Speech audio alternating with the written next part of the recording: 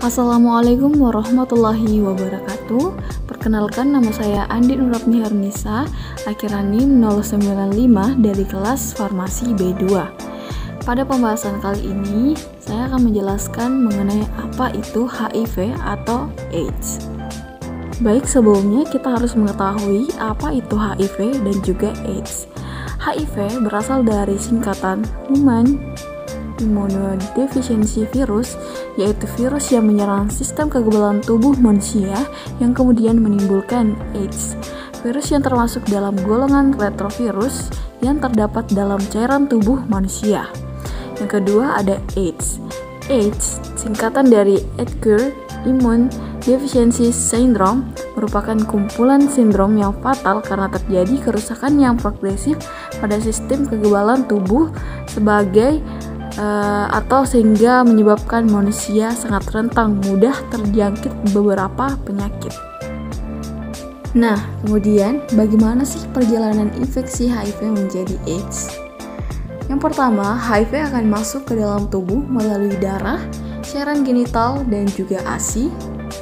Setelah itu, HIV keluar dari limfosit T dalam bentuk HIV muda. Kemudian, setelah keluar dan menjadi HIV muda, HIV akan mematangkan diri di pembuluh darah.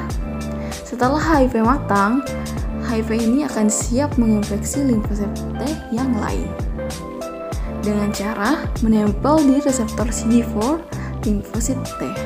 Setelah masuk ke sel limfosit T, HIV akan membela diri dengan memakai materi yang ada di sel limfosit T. Setelah itu, jika limfosit T sudah rusak dan pecah, maka akan mempengaruhi kadar CD4 turun drastis. Dari sini maka terjadi kemampuan fagositosisnya akan hilang, dan jika bila terjadi infeksi lain, maka tubuh tidak mempunyai kemampuan untuk melawan infeksi tersebut. Jika tubuh tidak mampu melawan infeksi tersebut, akan timbul gejala dan juga tanda klinis.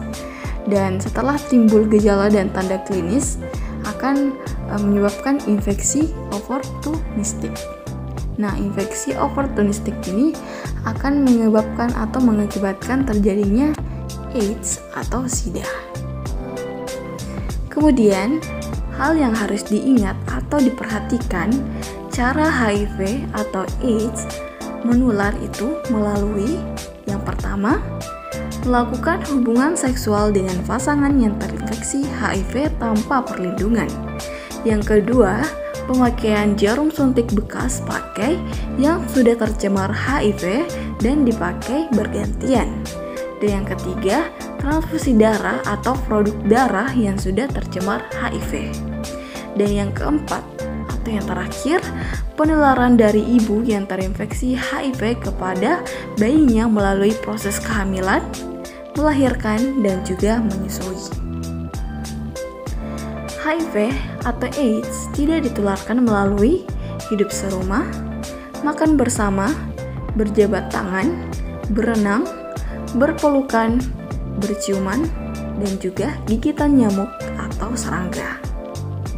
Ingat, seseorang diketahui terinfeksi HIV atau AIDS hanya dengan melalui pemeriksaan darah dan juga mengetahui status HIV atau AIDS lebih dini akan memudahkan perencanaan pengobatan, menghambat perkembangan virus, serta mencegah penularan yang lebih luas.